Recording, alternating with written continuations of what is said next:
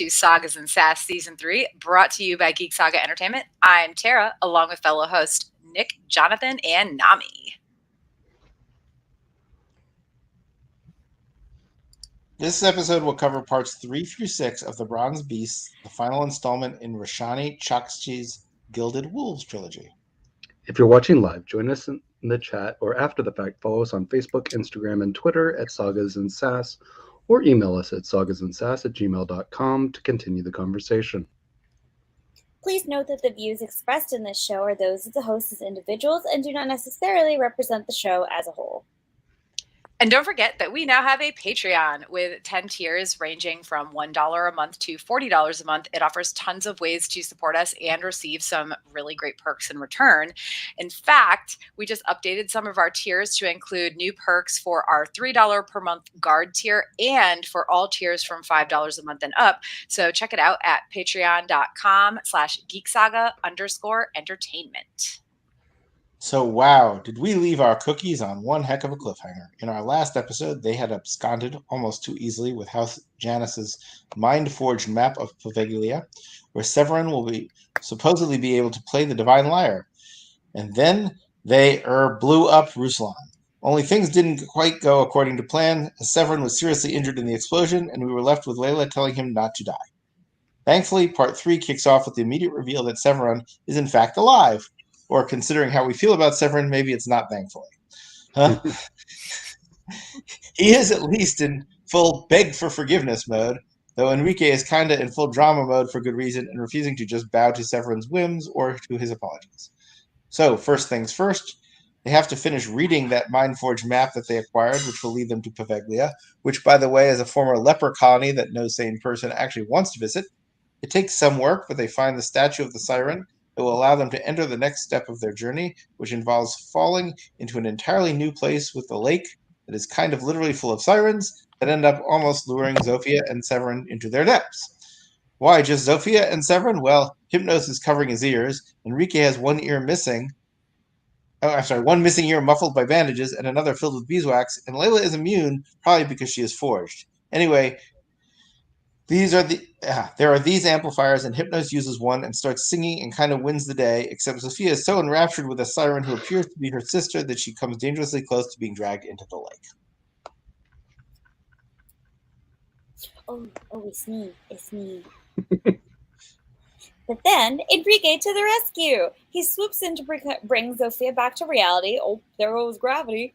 And they finally make it across the breach to the next challenge, figuring out how to get through a solid wall. And hey, here's Hypnos with the wind again, because it turns out wind is the answer. And Hypnos, who is super extra in the best boys, brought a fan. And I am a fan of it. So they fan their way through this wall, and everything seems...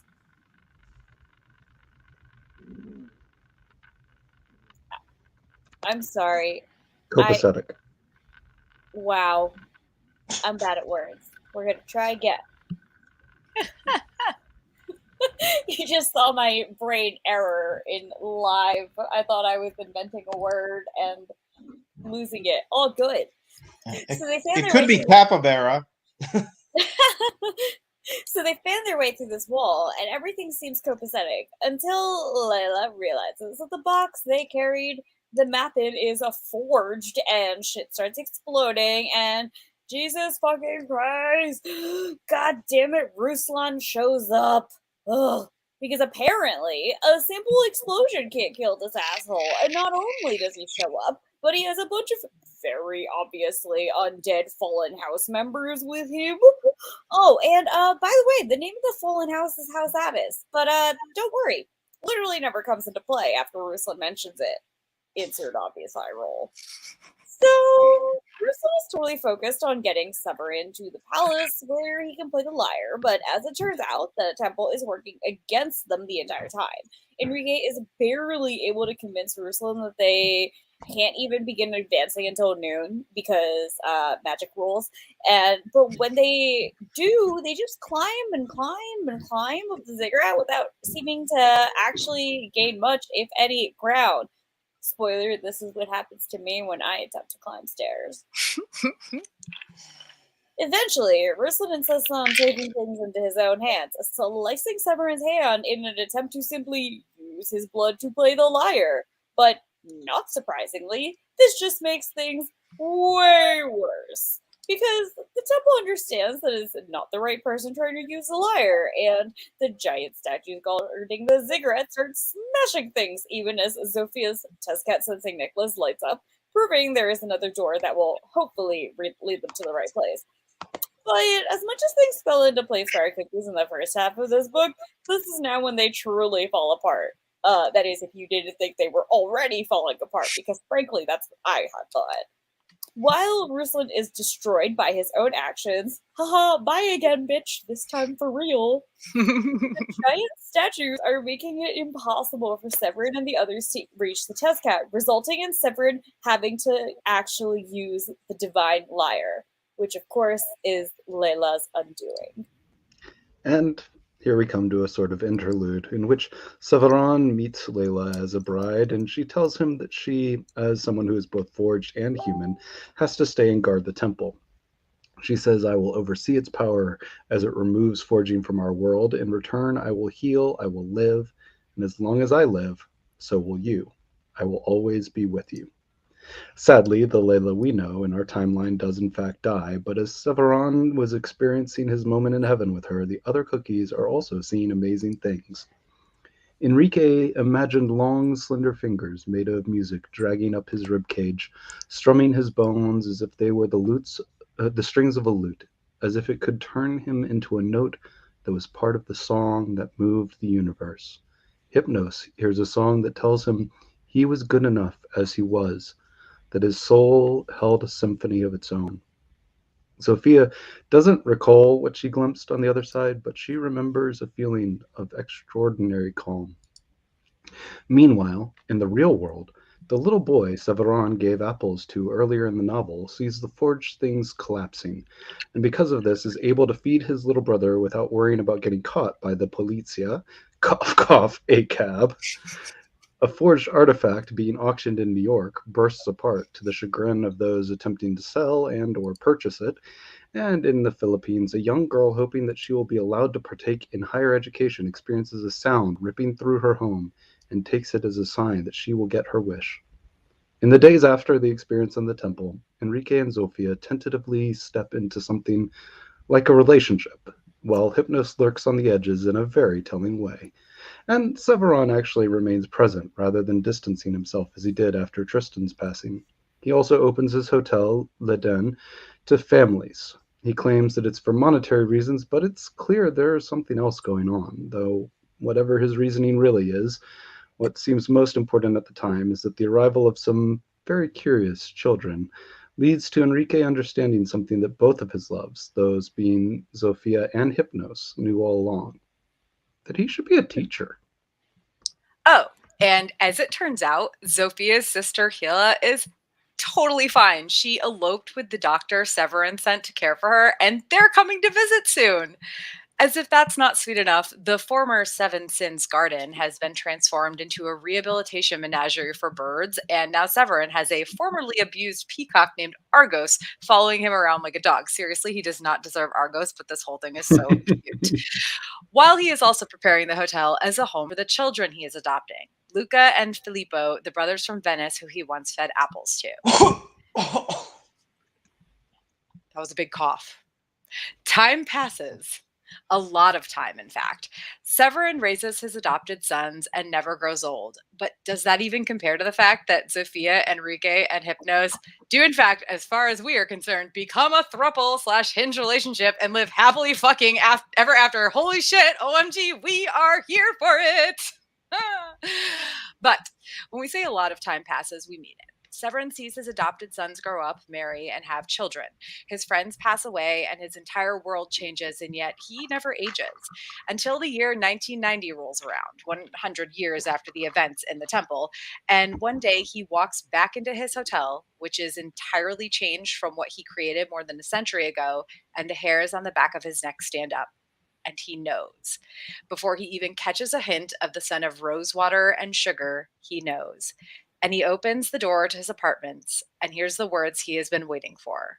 Hello, Majnun. I'm not crying, you're crying. Let's get into it. Okay, so I want to start with, or actually, real quick, because Jonathan and Nami, neither one of you were here for our last episode. So real quick, we'll start with you, Nami, because I think it's been longer since you joined us. What have been, or what were your thoughts on the first half of this book, like just leading up to where we are in this episode?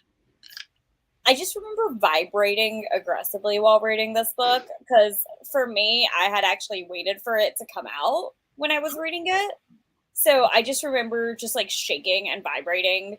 And honestly, low key, this whole book was kind of a blur to me when I read it because it was just sort of like so many things happen one on top of another on top of another. And like the pace is sort of breakneck for the entire time that's where I was at with it.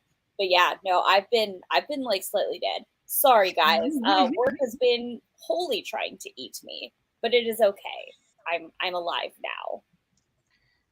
And I'll be the Debbie Downer because I went through it, and while it was happening at breakneck pace but I can't wait to get this series over with sort of feel. It seemed very repetitive to book, the first half anyway, seemed very repetitive to book two. And I was, okay, when does it end? Sorry. Yeah, I mean, to be honest, it did feel like in the first half of this book, things were kind of too easy, right?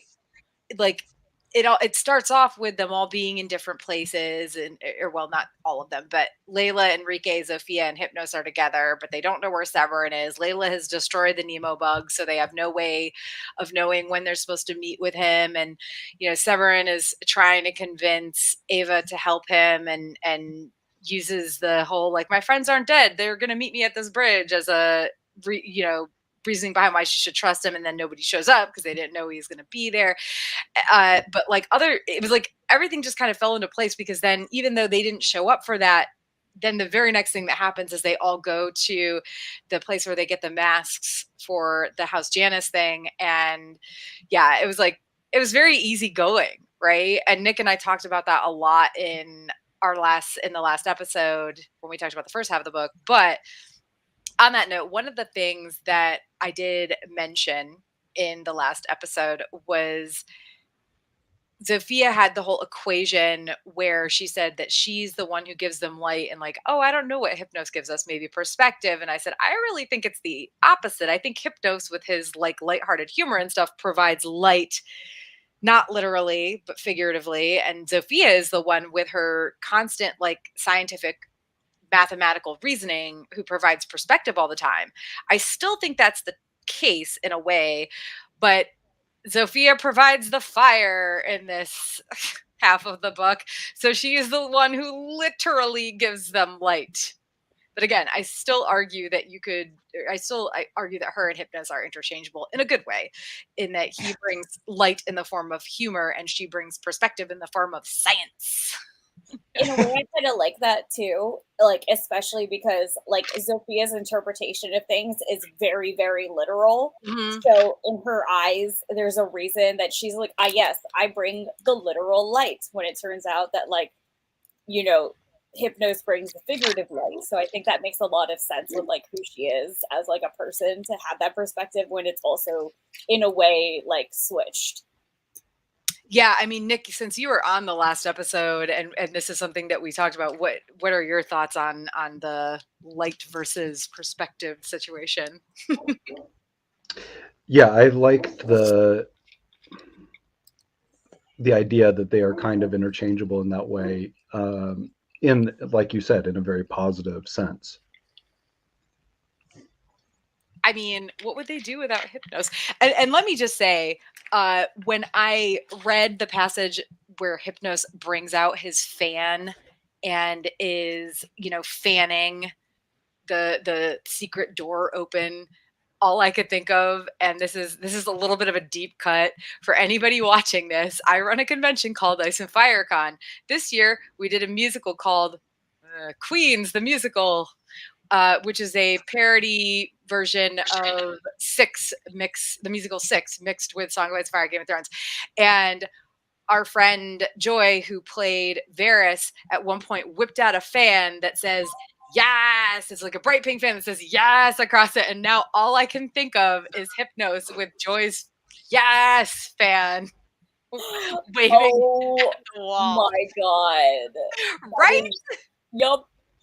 And honestly, if you look up like giant fans like that online, I mean, you'll see what I mean. And it is so very extra and so very Hypnos.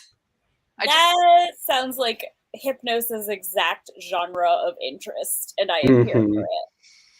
And for him to thrive with a giant fan that says yas on it. Yep. Because he would. Hypnos is so good. He just is. Gosh. Okay, so one thing I wanted to get out of the way. Did I miss something, or was the title of the novel actually not stupidly spelled out this time? I didn't find it. Okay. And I remember very distinctly finding it in the first book and the second book and like sighing. And I didn't this time, and I didn't do that. So I think it wasn't real, which is exciting. Yeah, I don't have like an ebook version or whatever that I can search. So, but I mean, I was looking for it. I was waiting for it. And I mean, I put down my notes for this episode as soon as I finished the book. And I mean, I don't remember, Jonathan, you don't remember reading it at all, right? The Bronze Beast, the term the Bronze Beast or Bronze Beast or anything. I don't remember it, but it wouldn't have shocked me if it was in the scene where they were fighting the automatons. Yeah, but I mean, those aren't even beasts. I really don't think so. They're like humanoid, and I know, but that's the only time I could think it would be mentioned. So now I'm kind of also like, listen, I didn't ever want it literally spelled out the way it was in the first two books, but also, why is this book called The Bronze Beast then? Because now I'm lost as to why. Maybe it got edited out in final edits. Maybe I mean, and listen, I get it. So actually, when we read Devabad, it was, what was it? Kingdom of Copper, right? And then what's the second one? Oh gosh, City of Brass.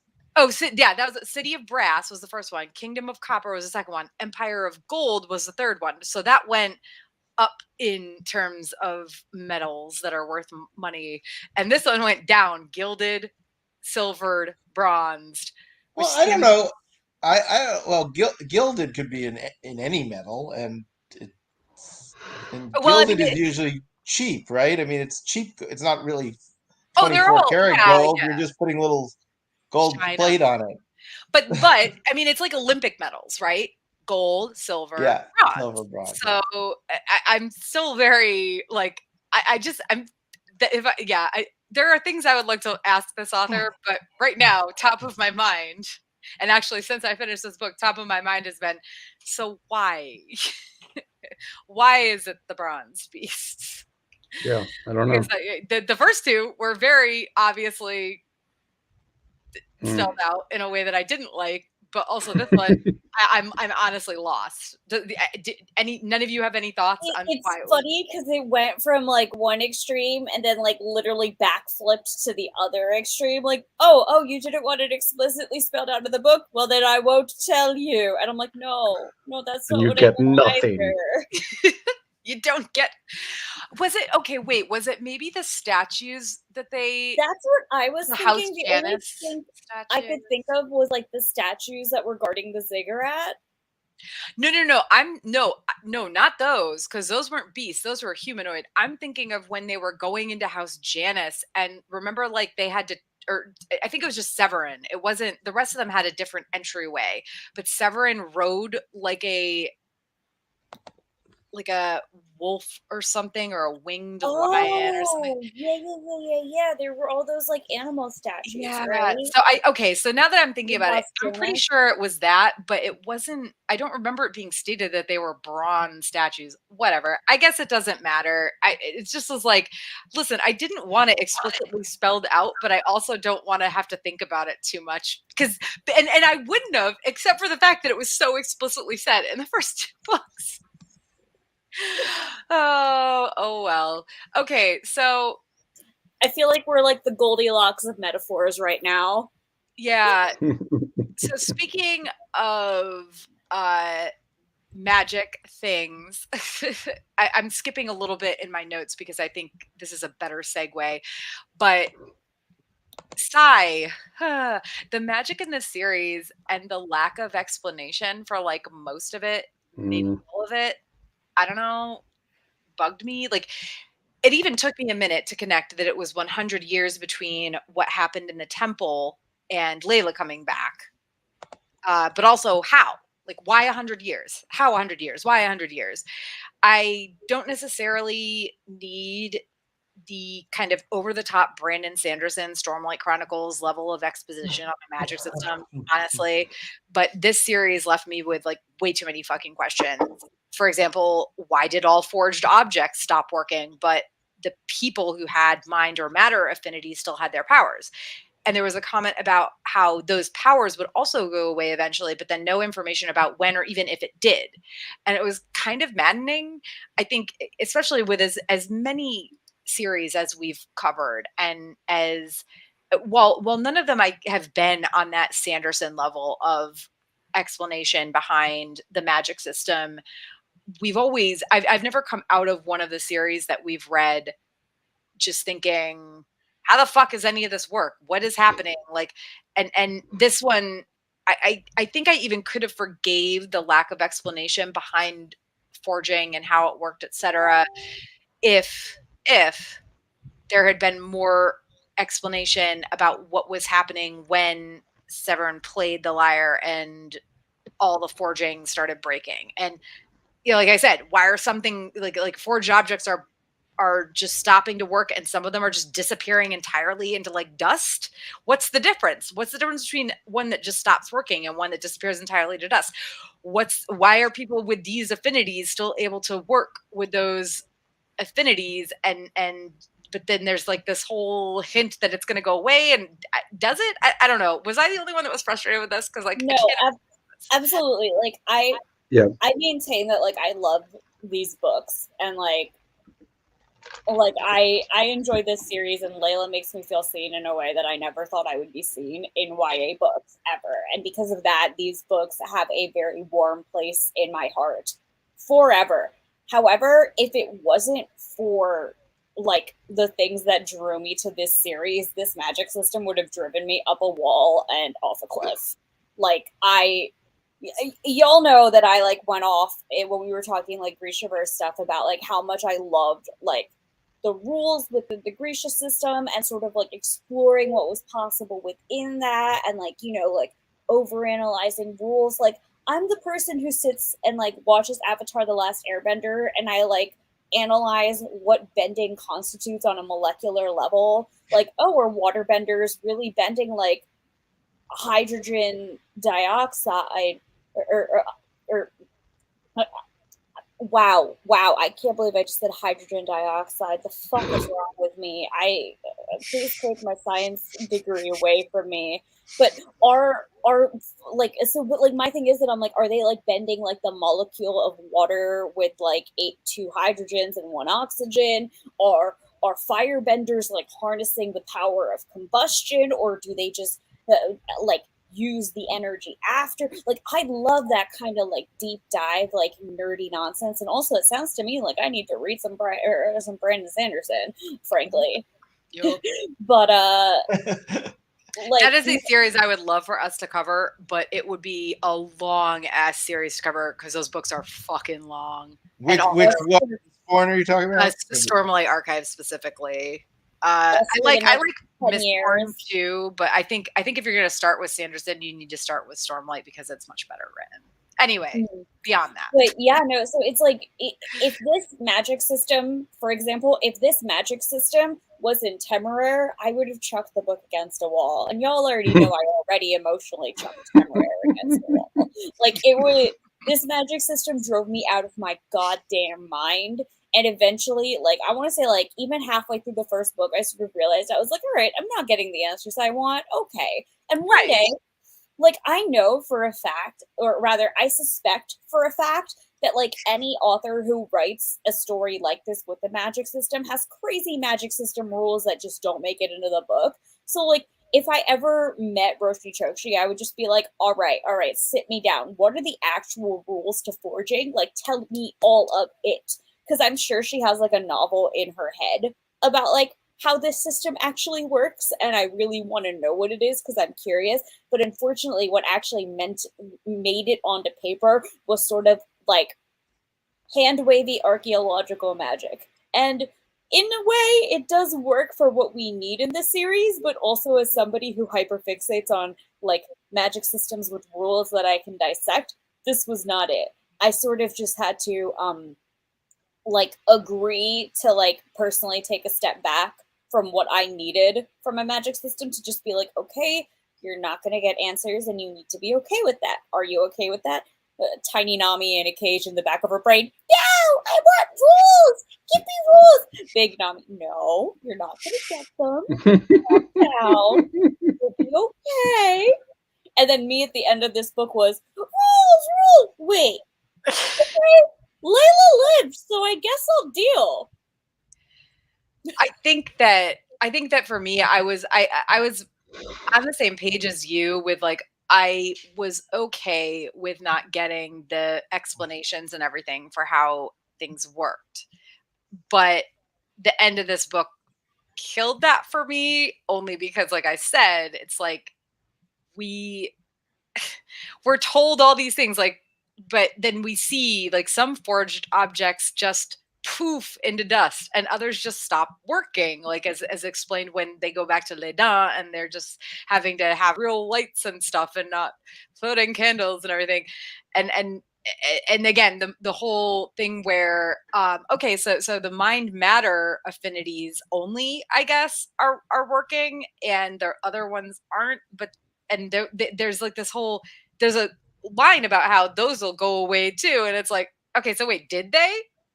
What? Yeah, honestly, I think the vibe that I got like at the end of the book was very much like it was written to be evocative and sort of like vaguely historical without going into things to like allow for like the fast forwardy time feel.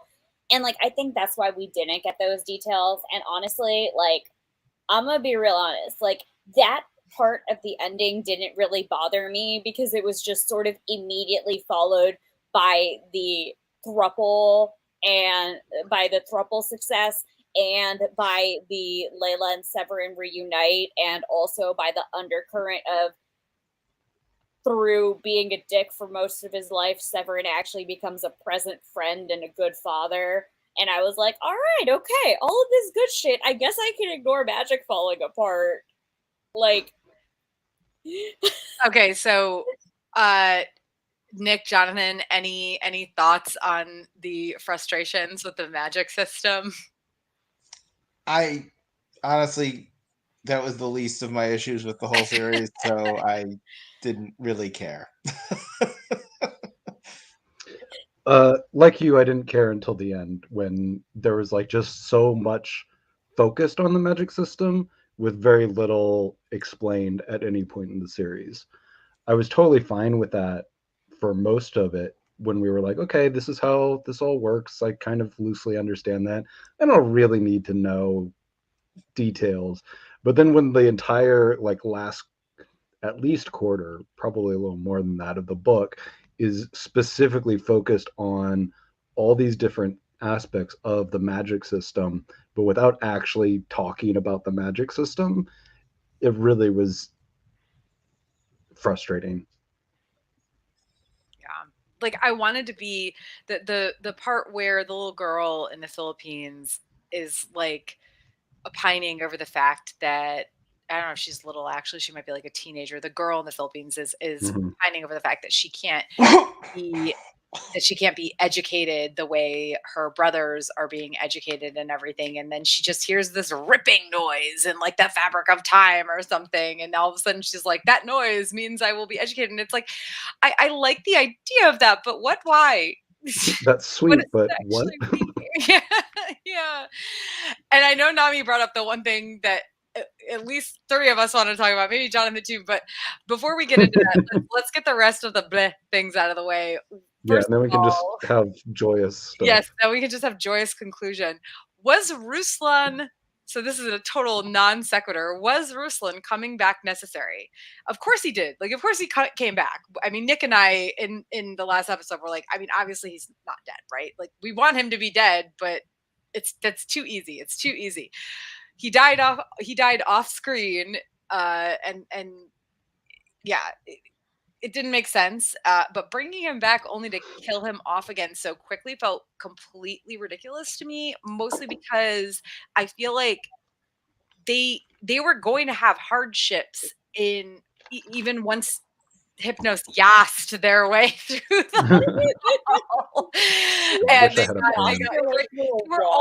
they were always going to have issues getting up there. And I granted, I know that Ruslan cutting Severin's hand and trying to use his blood was a big part of what really held them back, but I don't know, man. I just wasn't do any of us think it was necessary? No, I didn't think it was necessary at all, but I found it like very comedically funny because it kind of felt like, you know, when you watch like a bad guy in a series just like make the wrong decision 17 times and you're like, oh buddy, oh buddy, oh buddy. I felt like I was watching the what is it? The wet bandits from Home Alone, just like repeatedly falling into this kid's traps. And I was like, come on, guys, don't touch the glowing doorknob. That's obvious. I'll be honest. I thought of Hans Gruber from fucking Die Hard for some reason. Yeah. Just like it was just like, in a way, it was so like pathetically funny that I was entertained by it, but I was like, this didn't need to be here. Like, he could have been dead and they would have had enough problems on their own. But I was just kind of like I was like, wow, this guy used to have his shit together. Look how dumb he is now. Yeah, I mean, well, Jonathan, again, because you didn't get to discuss with us a couple weeks ago about Ruslan possibly dying, but we were like, he didn't really die. So how did you feel about him, quote unquote, dying and then coming Well, back? I mean, it was, in one sense, it was a surprise. In the other sense, there's no other antagonist. So the series had no other antagonist, so it was felt sort of, in some ways, inevitable that otherwise you got to bring someone there to perform the job of the villain. And I couldn't imagine they were going to, have no villain for the last half of a book. So, which is exactly my issue with it. It's sloppy writing. You've basically set it up so that there's no way that he's actually dead. So we don't believe, like Tara and I were talking about last time, like we don't believe that he's dead because there's no way you kill off your major antagonist halfway through the last book. So at that point, it's like you could have had someone else from the Fallen House be there, but you don't have anybody from the Fallen House. Well, I know, right? But you could have brought without introducing a new character in the final half of the last book. I agree with you. It's hard, but it could be done theoretically. Right, but that's my point. Is like that you basically write yourself into a point where it is inevitable that he is going to come back. But having the reasons for him coming back and then basically having to kill him off again is also like there's not really a good reason for why he came back. Aside from, he's kind of also part gold, and so that didn't kill him. And then also you kill him off again. So it really is, to me, unfortunately, just an example of like this was not a well-written section. And it's sad for me because there were so many things that I really loved about this series, especially some of the characters, minus Severon. Not Severon. All right, that's all. And it's just like there's so much potential, and there were these things that kept pulling me out, like Severon as a character, like Ruslan being brought back at the 10th hour or 11th hour or whatever hour it is, and like all this stuff happening with the magic in the world without us really understanding what the magic was. Like those were the three main pieces, and actually Severon got better in the last half of this book, but those other two pieces are the things that frustrated me so much about that ending. Yeah, I definitely agree about those two pieces. I'd say for me, the third piece that was frustrating was the explicit inclusion of the titles in the first two books, and then the complete hand-wavy metaphor of the last one where I could barely find it.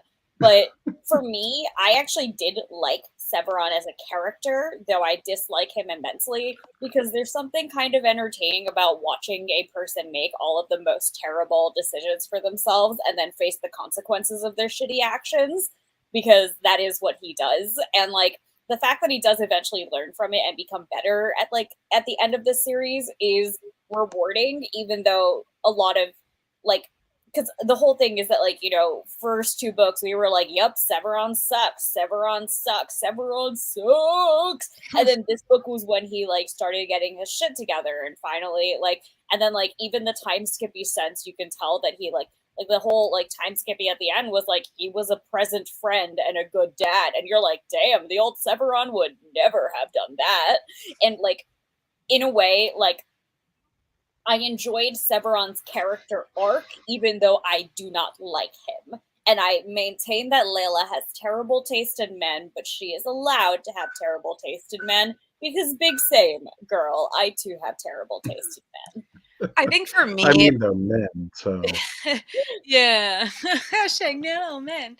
I think for me, the problem I had with the quote unquote character arc was that he started out not great and he got so much worse, and then it was like this complete 180, right? It just felt too, I don't know, contrived, fast. I'm glad that he turned out to be a present friend and a good father and all of that. I am, because otherwise I would have been like at the end of this series. But I do think it was contrived. It was too fast. Well, I think for me, the thing that really clicked it for me in his character development was sort of his revelization that people are not just going to believe in him no matter what, as long as if he doesn't show shit. His whole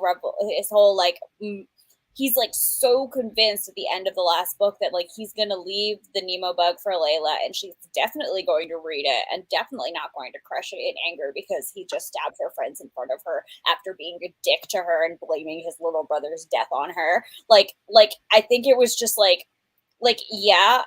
it was narratively fast, but I think that moment when he when nobody shows up at that bridge was really pivotal for him, because that's the moment where he's like, oh shit, I can fuck up enough that my worst fear of these people leaving me because I'm a fuck up actually comes true, because you did, bud.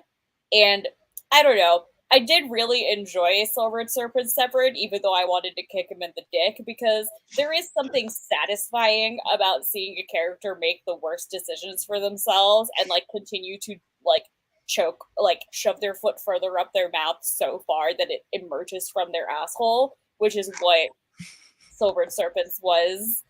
I feel like we should tweet that one. We have so many nice Nami tweets that I'll have to come back at the 39-minute mark. I also have to say, I'm pretty sure you made up a new word. You said a revelization, which is a combination of revelation and realization, and I love this. I say love that this. all the time. Okay, I so- really do. I've so like can convinced we- myself it's a real word. Can we coin the revelization? Absolutely. Heck yeah. Absolutely. Sometimes I'm like coherent in a beautiful, verbose way. Other times I speak about shoving foots into your mouth and then emerging from your asshole. And then other times I make up words a la Shakespeare. Listen, I love Why we love you. Yeah, and I love the word revelization because it's a revelation and a realization at the same time. I love it. I'm here for it. Straight up, like, I did not know that I did that until, like, one of my coworkers pointed it out, like, a couple months ago, and then I've been like, oh shit, yeah, no, I do always combine those two words. I do always use this as it's a real word. So, That's okay, beautiful. one other thing I wanted to get into was why did they bother giving the Fallen House's name? Like, okay, it was nice that we finally got it, House Attis, Attis, but am I wrong or did it literally not matter at all? And I want to go ahead and I do actually, I did a lot of, I've read a lot of mythology, Greek mythology, Roman mythology, etc. So I did recognize it, but I did have to Google it because I was like, why did this sound so familiar? So in Greek mythology, Attis was the consort of the goddess Cybele, who was the mistress of wild nature, symbolized by her constant companion, the lion. And she was also a healer and a goddess of fertility and a protectress in time of war, et cetera, et cetera. She wore a lot of hats, which I can absolutely, identify with. Originally, this was Attis was a deity in Phrygia, but the cult of Attis and Cybele actually eventually spread to Greece. And the end of the story was that in a jealous passion, Attis caused Cybele to go mad, whereupon Attis castrated himself and died. So I get the reference to madness in terms of the Fallen House, but otherwise, I don't know. It was meh. Yeah, honestly, I didn't even recognize that. Loki, I had totally forgotten that we even got the Fallen House's name, like in one it's ear. mentioned in yeah, that's exactly what it is though. In one ear out the other. Like it was low-key so irrelevant at that point that like it didn't even like ping anything. So and I think it narratively it would have been better if we'd never gotten it. Yeah, I think it was like it felt like akin to like the throwaway that like Layla had another name. Mm-hmm. In that like that we also never got. Exactly. That we actually never got. Yeah, and I would rather have Layla's real name than the name of the stupid Fallen House. Exactly, right? It felt like that to me. It felt like another like little narrative detail that was thrown in, but I was like, that's not the one I wanted. Why'd you give me that one? Don't want it. So Jonathan, what about you? Did you pick up anything about the Fallen House name, or did it other than it appeared? No, I got nothing out of it. Yeah, I read it and I was like, oh God, that's so familiar. And I knew it was Greek mythology. And to be honest, I didn't even pick that up. I think it was that I remembered Cybele more than I remembered Attis, right? Which, maybe because I'm femme presenting and I identified more with the character who went mad or who went mad. But I don't know. I'm very why? I would rather have had Layla's real name than the Fallen House's real name. Does anybody else feel differently? Do we all agree here? Agreed. Nami is absolutely nodding. Agree. Yeah. Okay. Me, Rusla, take back your weird names. Me shaking Layla. Please tell me your name. yeah. We don't want you, Ruslan. Get the fuck out of here. No, go away. Shut up. We only have time for one name reveal. And I don't want yours. We only have time for one name reveal. Exactly. Okay. All right. So now, again, total, like, this is not a good segue. This is whatever. But this is the thing. This is the thing. The thing I was happiest about in this book. Holy fucking shit. Zofia, Enrique, Hypnos. Sorry, not sorry. Yes. Best thing that happened in this series. I am dead in the best way possible. And I know that there wasn't like an explicit they're in a relationship thing, right? But they all lived together happily ever after. And they were roommates. Exactly. And you know from like basically from when they from Hypnos knowing that they were into each other, and also from the whole Hypnos and Enrique like we're friends, and Hypnos saying, but I could also love you. I'm not there yet. I'm not that person. I need time, etc.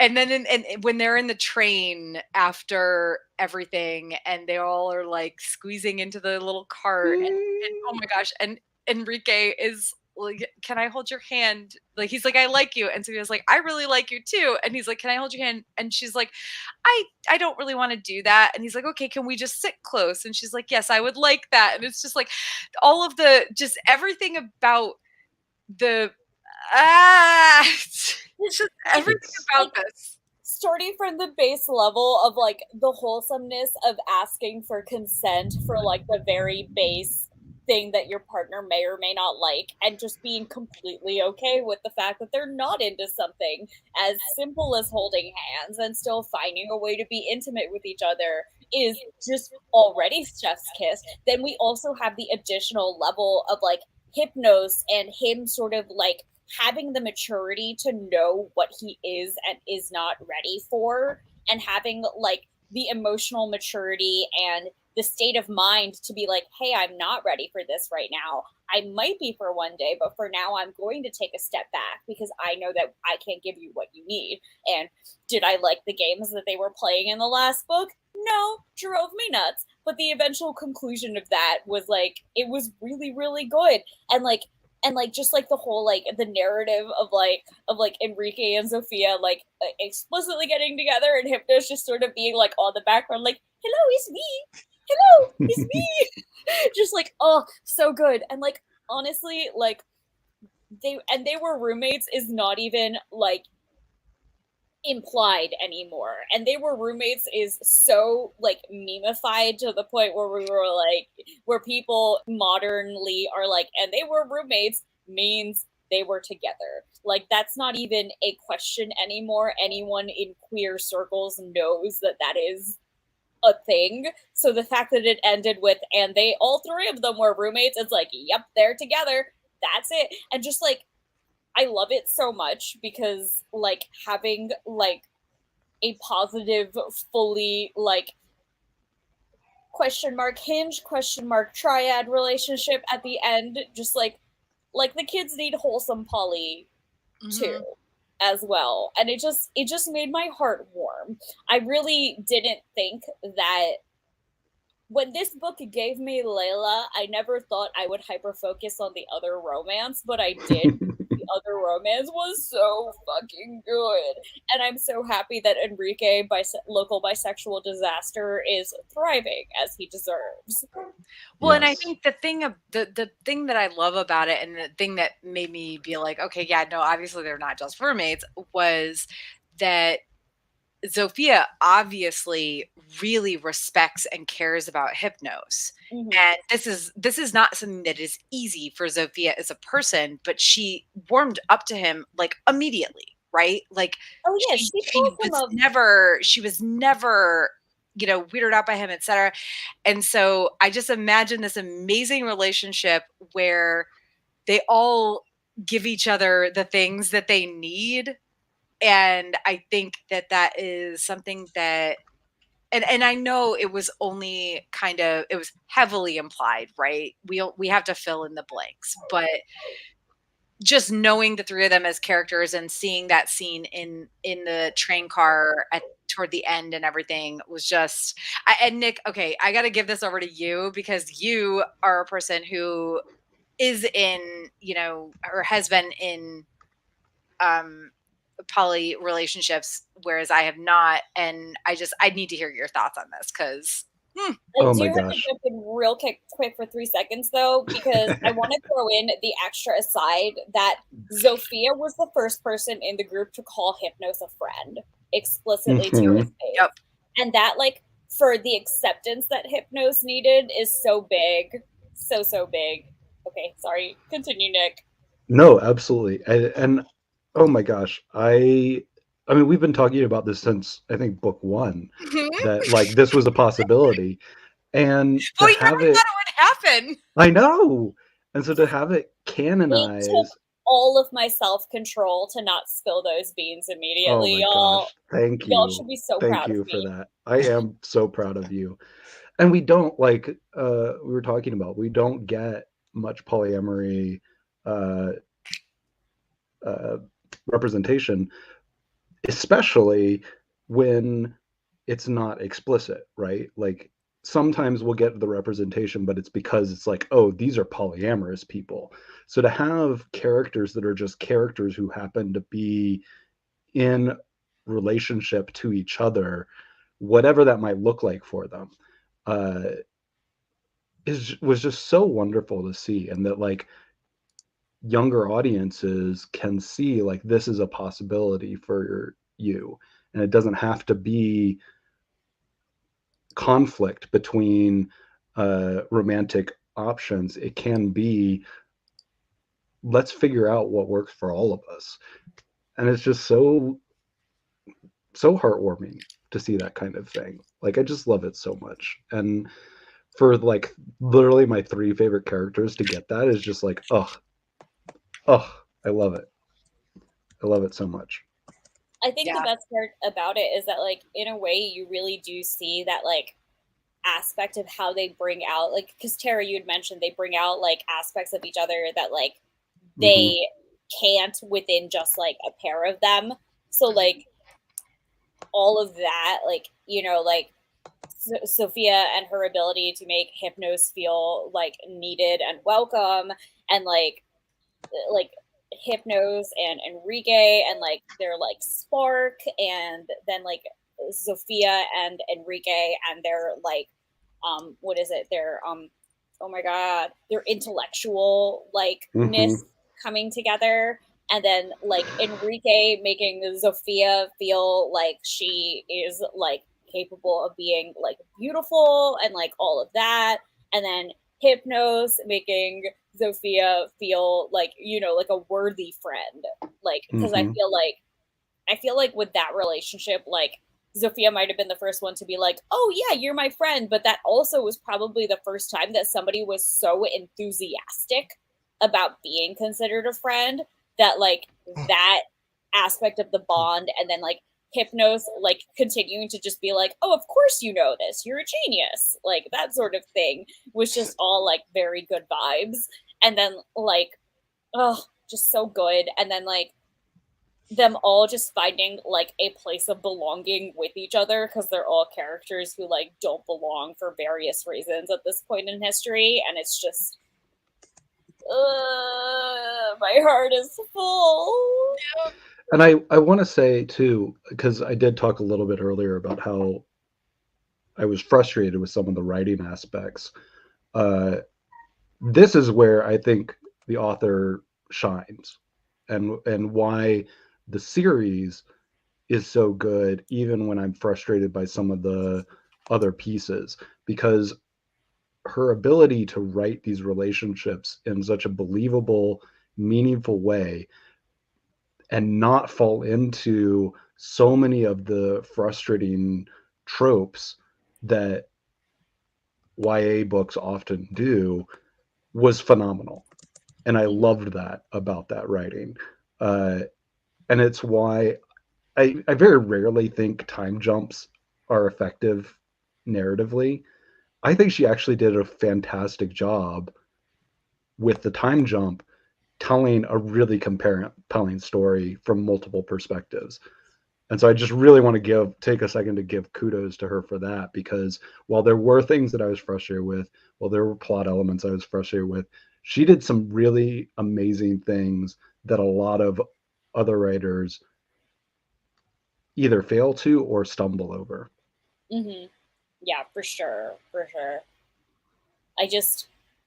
I remember just like blazing through the last like parts of this book, just being like, Yeah.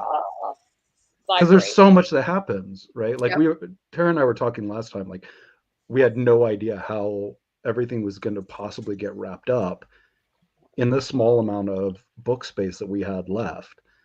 And, you know, frankly, with the exceptions that we've already talked about, I think she did a really great job of pulling everything back together in a very short period of time.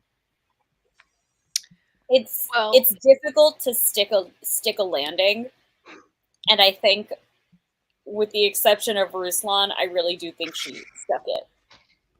Yeah, and even like the hand waviness with the magic disappearing, I can forgive it because it was like it was very cinematic in a way. But what was the point? Well, of the magic disappearing. I mean, I don't see how that added to the plot or subtracted from the plot. It was just a pointless. I think it was because they were taking, like, power was being taken away from the people who had it for so long, right? And they'd had it because they'd stolen it, really, for the most part, from societies who were being undermined, right? There's a quote that from I believe it's from Severin, or it's about Severin. Yeah. He had. There's a quote, and I'm going to read it. In the past, Severin had stolen out of the hubris that he could take from the Order of Babel. Now he was humbled by the thought of shepherding history into different homes. History might be shaped by the tongues of conquerors, but it was not a fixed shape or story. And with every object they repatriated, it was like adding or recasting a sentence in a book whose pages were as wide and infinite as a horizon. And so the point was that they're still stealing stuff, but they're bringing it back to the people who actually owned it in the first place. It's a slight dig. I mean, maybe it's a huge dig on colonization. And it is Roshani Chokshi hacking at the British Museum with a giant axe. And I am here for it because that is the narrative that I'm a fan of. The only reason the pyramids are still in Egypt is because the Brits couldn't be taken away. Yeah, exactly. It's because they were too heavy. They can't just dig up the pyramids and fly them to. Well, they could have. I mean, they've moved castles before. You could have. But you're not wrong. But that's kind of. But also, like, the fact of the matter is, like, before, like, the whole Severin was stealing out of hubris, like, it's kind of because they weren't returning things to the people they actually belonged to before, even though that's something that Enrique, who worked with Severin, was always aiming for, right? Mm-hmm. He was always gunning for, let's get this stuff back to where it actually belongs, so the people who actually should have owned it.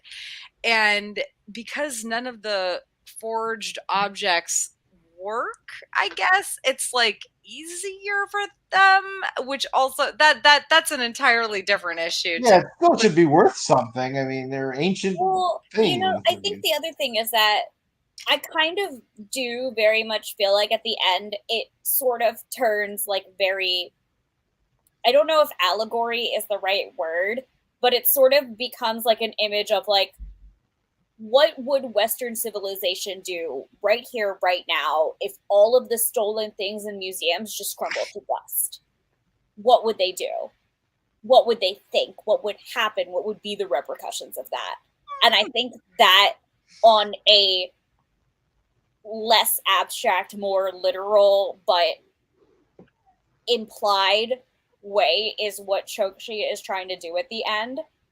And I think that's what we get because, and I think in a way, Severin's quote kind of like hands into that because, you know, before that he wasn't doing anything. And like, in a way, him stealing from the Order of Babel because he could is the same as the Order of Babel stealing from other civilizations because they could. It was for their own gain and they thought the other people didn't deserve it. It was for Severin's own gain and he thought the Order of Babel didn't deserve it. Turns out the Order of Babel really didn't deserve it because they were low-key evil colonizing racists. But that's like a separate thing. Your sin doesn't stealing doesn't magically become okay because you're stealing from bad people, you know? Like, in a way it does kind of though. Like, I am a component of the Robin Hood system, but like, you know, like Severin realizing ultimately that the Order of Babel has on a greater scale been doing what he has been doing and him like explicitly connecting those dots, all I could imagine was Enrique in the background being like,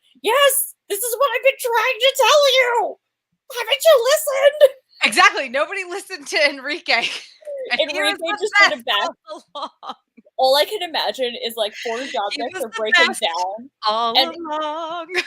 Exactly. Enrique's like, if it wasn't for the fact that I self-identified with Layla all the time, cough, Nami says it for the 30th time, Enrique would have been my unobjective favorite because dude on his pedestal talking about colonization in a fantasy setting and how it's still shit. It's just like, oh, hi, look, that's what I do when I read fantasy books all the fucking time.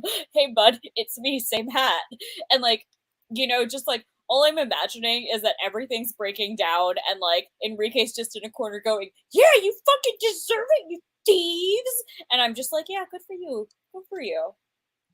Yeah, I mean, as somebody who was a history major, and while I haven't done anything with that degree, I still have consistently, I read the books, I do, yeah, I go to the museums, I do the things like, it's always been an issue with me where I know how much of this shit is stolen, right? It is stolen. I have a love-hate relationship with museums for the same right, reason. Exactly. I say it jokingly all the time, like, give us back our diamonds. Crown jewels, not your crown. They're fucking mine. And like, you know, everybody. That's why I never wanted a diamond ring. Ever. I was like, don't you ever buy me a diamond ring ever. I like ever. I say it so much that like people probably think it's a joke, but I'm like, no, like I am fully serious. There's the moment in like Black Panther when like, you know, like the main big bad, he like breaks into the museum and like steals all their stuff and they're like, and he's like, hey, you know, this is stolen. I'm just taking back what's mine. And I've never identified with the comic book villain more than I did in that minute. But then also Michael B. Jordan. Oh, listen. 20 out of 10, that guy. I acknowledge that he was covered in the self-mutilation scars of glorifying killing other human beings, but also consider he hate colonizers and he hot.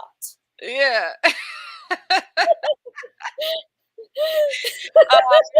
Never have a Michael B. Jordan again. It's so sad. At least not in Marvel films. Yeah. You might. Well, I hope not, actually, because he was awful in the other role he played. Oh, or maybe he wasn't so awful, but the film was the worst. No, yeah, we don't talk about Fant Four Stick. That Fantastic Four was the worst. Fant Four Stick. We don't talk about Fant Four Stick. It wasn't real, Jordan. What didn't happen? Wow, sorry, it wasn't real, Jonathan. What didn't happen cannot hurt you. Also, why did I say Jordan? I don't know. I don't even know Jordan. Jordan, as everybody should be, because wow, dude. I was still thinking about Where's Wallace? Yeah, I think like, you know, the whole book with the whole series with Enrique's commentary, like since Enrique comments like and discusses so explicitly colonization, and since forging itself is rooted in the theft of the West's Babel fragment from some civilization in the East, that it is heavily implied that after they stole this fragment, this civilization crumbled, because that's what happens when you steal their magic source as the Babel fragment. It's heavily implied, like, the whole time, that this is just, or rather, it's not even implied. It's right in your fucking face that forging and everything that the Order of Babel is doing is very explicitly what museums in the West have done to, you know, indigenous and Eastern populations and populations of color and civilizations of color for a very long time. They steal their stuff and then they go, oh no, civilization crumbled. Why? They go into their place, they conquer it, and they, like, specifically create conflicts between the native people and exacerbate them, and then they leave and they're like, oh no, they started fighting when we left. I wonder why. And, like, and you know, like, Chokshi's Indian, so, like, she knows. Well, no, she's mixed. Filipino Indian. Yeah, Filipino Indian, yeah. So she's mixed, but, like, you know, when you are Indian, like, you might not, like, even if you're not born and raised in India, like myself, you still know about, like, the India-Pakistan conflict, because, like, I'm gonna be honest, my grandparents are very anti-Muslim because they lived through that conflict, and it was a scary, violent time for them. But like partition and stuff. Yeah, but, like, the conflict between Hindus and Muslims in India was exacerbated and encouraged by the British occupation. Absolutely. Hells yeah. So everybody's like, oh, like, the British left and India tore itself apart. And I'm like, no, the British continued lighting fires under these people and pitting themselves against each other instead of against them by giving them something else to fight for. And then when they left, they could just point fingers and be like, oh no, look at these people. They couldn't do it without us. It is the colonizer, like, textbook. It's what they always do. So, like, having, in a way, her so explicitly talk about, and, like, in a way, low-key, because of how I interpret this and because how I know Chokshi is, like, an Indian writer, I interpreted this as the Babel fragment that they stole from the East was from India. Because before British occupation, India was, like, the third richest country in the world. And it's considered a third world country now. And the gap between rich and poor is so extreme because of the repercussions of the British stealing all of their resources and using it for British wealth. Like, India used to be the most wealthiest, or one of the most wealthiest, like, top 5. And now it's, like, low-key not even on the book. And so, like, to me, the whole, like hand-wavy magic system that, oh yes, they stole the Babel fragment from the East and that civilization crumbled and now we can't lose our Babel fragment because our civilization will crumble, and the end being, like, their magic was gone, absolutely. so the civilization yeah, and, like, having the story end that, like, the magic was gone so their civilization crumbled, it was just me screaming, fuck you too, in the background. I know that got real for a hot second, but it had to. That was amazing.